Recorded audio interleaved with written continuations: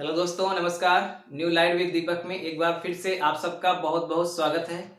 आज हम लोग सीखेंगे कि दीवार में कितनी ईंट लगेगी।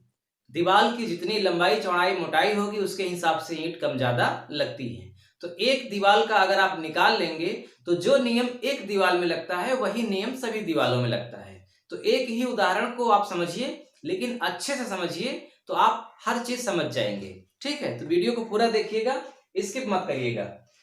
यहाँ पे जो मैंने एक चित्र बनाया है ईंट का और मैंने एक दीवार का चित्र बनाया है। तो पहले समझिए कि ये जो दीवार है, इस दीवार को जब आप मतलब बिना प्लास्टर किए फोटो खींचेंगे तो लगभग इस आकार की दिखती है, ऐसा चित्र दिखता है।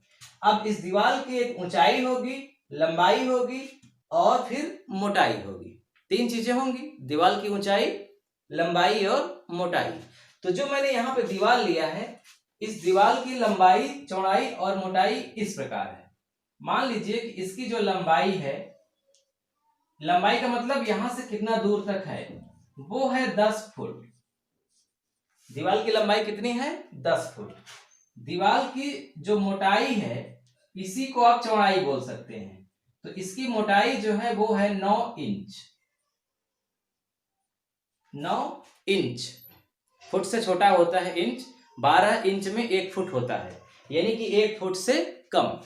और इसकी जो ऊंचाई है, दीवार की जो ऊंचाई है, उसको मैंने मान लिया कि यह 12 फुट ऊंची दीवार है। तीन चीजें हो गई, लंबाई, चौड़ाई यानी कि मोटाई और ऊंचाई।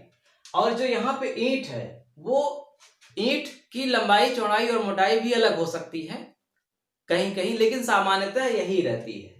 अगर प्रयागराज क्षेत्र की बात की जाए, जहां तक मैंने देखा है इसी नाप की होती है। इसकी लंबाई होती है 23 सेंटीमीटर।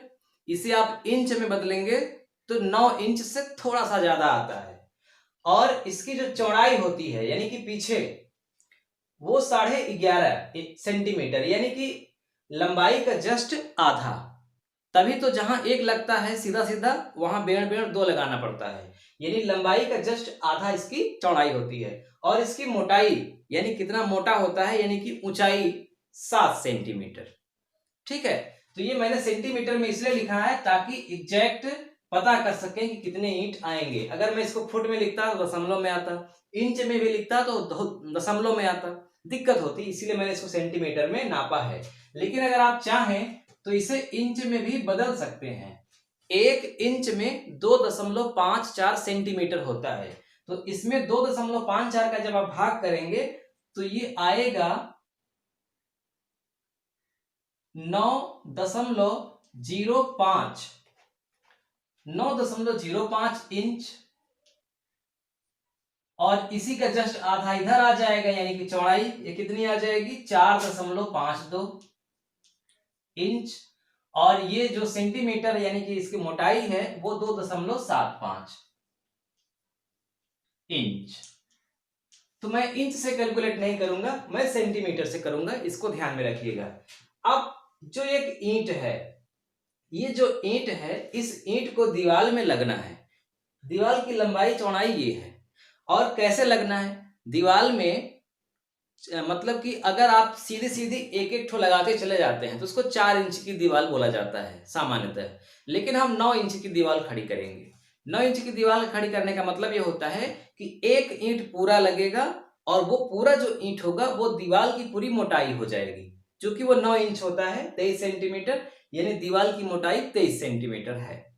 लेकिन यहां पर हम ईंट निकालने का सबसे सरल तरीका ये है कि आपको दीवार का न आयतन निकालना पड़ेगा, न ईंट का आयतन निकालना पड़ेगा, केवल क्षेत्रफल से काम चलेगा। अब देखिए करना क्या है। सबसे पहले ये जो ईंट लगनी है दीवार में, ये जो दृश्य दिख रहा है आपको, देखिए ध्यान से, ये वाला चित्र, ये क्या दिखा रहा है? ये दिखा रहा है कि एक जो ईंट है वो उसका ये वाला भाग, कुल 6 सतह होती है इसमें, तो ये वाली जो सतह है छोटी वाली, वो यहाँ पे है। और ये ईंट ऐसे खड़ा खड़ा दीवार में घुसा करके रखा गया है, ये वाला भाग। और उसके जस्ट नीचे ये वाला, मतलब ये जो बगल वाला दिख रहा है वो रखा गया है। इसके जस्ट पीछे रखा गया होगा, क्योंकि मैंने बताया ना कि 2 ईंट अगर बेड़ रखेंगे तो एक सीधा रखेंगे उसके बराबर उतरेगा। समझ में आ रही है बात?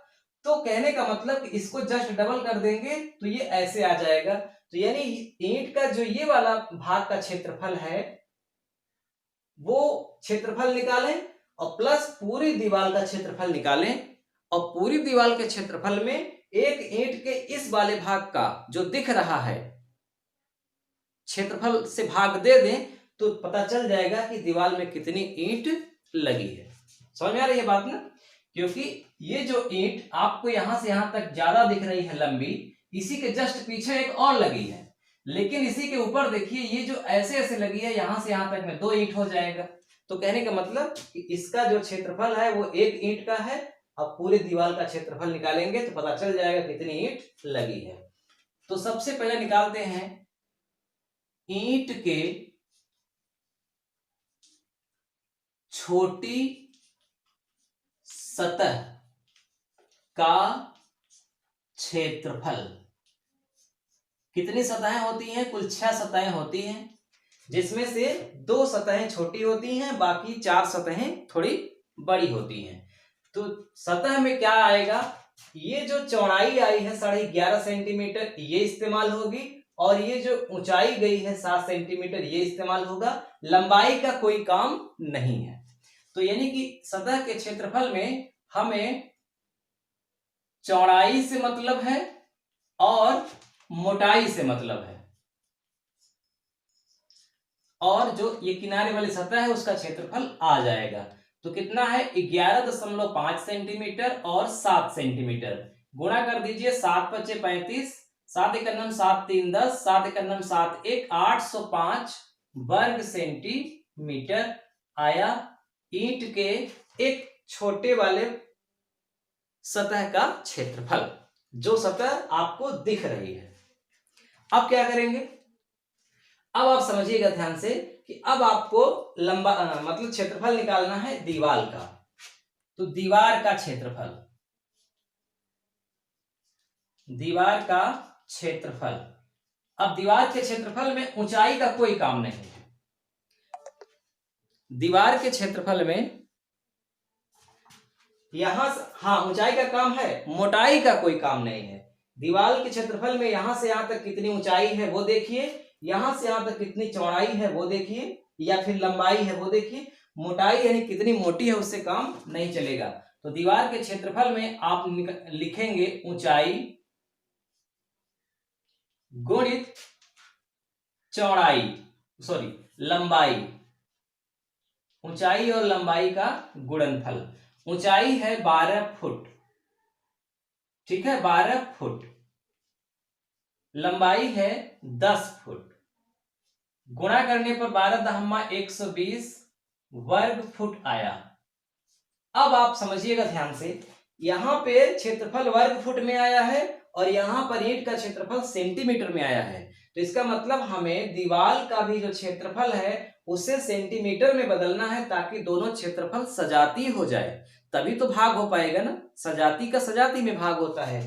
तो इसके लिए 120 जो वर्ग फुट है इसमें 2 बार 12 का गुणा करेंगे और 2 बार 2.54 का गुणा करेंगे, और ये आ जाएगा गुणा करने पर 11883 1,883.648 वर्ग सेंटीमीटर। कैलकुलेटर से कर लीजिएगा। अब आपके मन में एक प्रश्न उठा होगा, मुझे पता है। प्रश्न ये है कि ये 12 और ये 2.5 कहां से आया? तो देखिए, सुनिएगा, ध्यान से सुनिएगा। 1 फुट में 12 इंच होता है, लेकिन उसी फुट को वर्ग फुट कर दोगे तो फिर वर्ग इंच में बदलना पड़ेगा। इसके लिए फिर आपको 2 बार गुणा करना पड़ेगा 12 का। यानी ये वर्ग फुट है तो आपको इसे वर्ग इंच बनाना है, और 1 वर्ग फुट में 144 वर्ग इंच होता है, यानी 12 12 में 144, यानी 2 बार गुणा होगा। और फिर जब इंच बन गया तो 1 इंच में 2.54 सेंटीमीटर होता है। तो चूंकि यहाँ वर्ग इंच बना है और वर्ग सेंटीमीटर बनाना है तो 2 बार उसका गुणा होगा। किसी को भी वर्ग में बदलना हो तो 2 बार गुणा होता है। इसलिए ये टोटल बन गया इकाई, दहाई, सैकड़ा, हजार, 10,000, लाख, 1,11,883 वर्ग सेंटीमीटर दीवार का एक तरफ का क्षेत्रफल आया।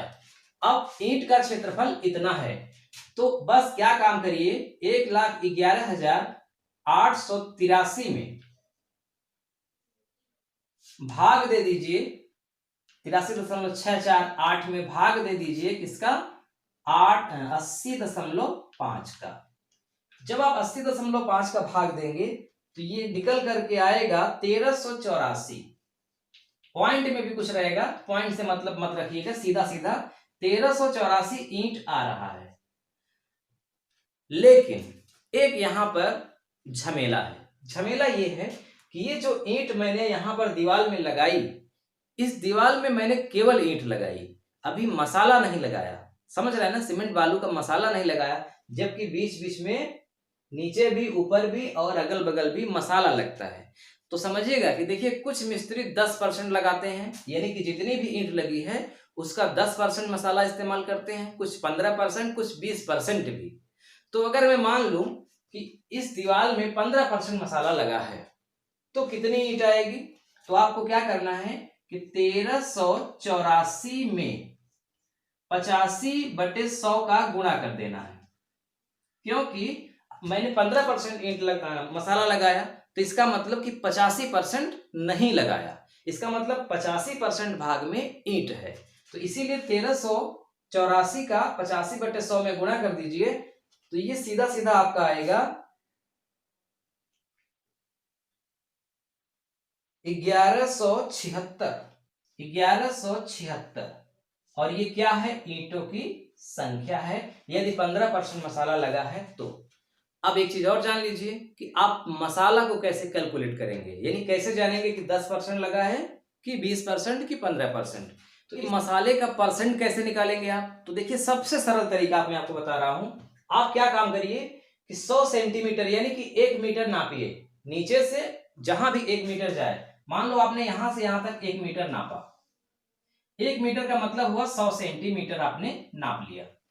अब यहां से यहां देखिए कि यहां से यहां तक में कितनी ईंट लगी है, सीधा सीधा ये वाला ईंट, मतलब कि जैसे यहां से यहां तक एक ईंट फिर एक ईंट, तो यहां से यहां तक 1 2 3 ऐसे गिन लीजिए।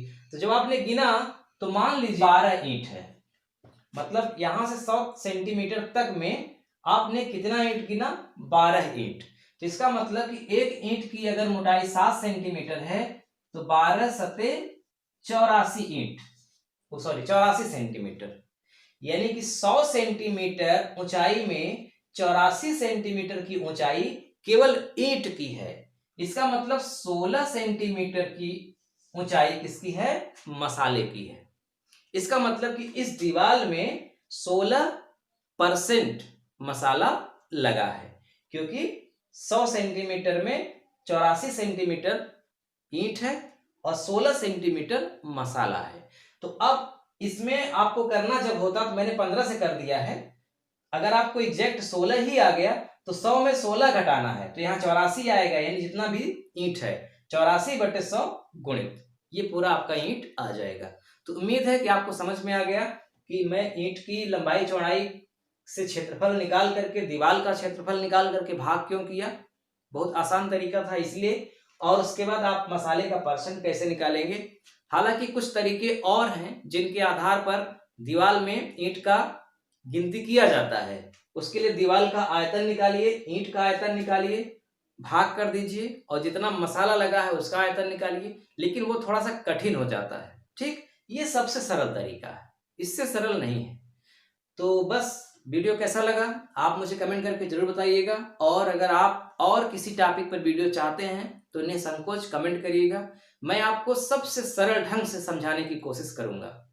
और पहली बार देख रहे हैं तो चैनल को जरूर सब्सक्राइब कर लीजिए, घंटी को भी दबा दीजिए, और इससे ये फायदा होगा कि मैं जैसे ही कोई नया वीडियो अपलोड करूंगा तो वो आपके पास पहुंच जाएगा, मतलब आपको खोजना नहीं पड़ेगा, आपको ढूंढना नहीं पड़ेगा, ये नहीं चिंता रहेगी कि सर ने कोई नया वीडियो डाला कि नहीं, क्योंकि आपने सब्सक्राइब किया है और घंटी भी दबाई है। इसका यही परिणाम होता है कि आपको बिना मेहनत के आपको तुरंत पता चल जाएगा कि मैंने कोई नई वीडियो अपलोड किया।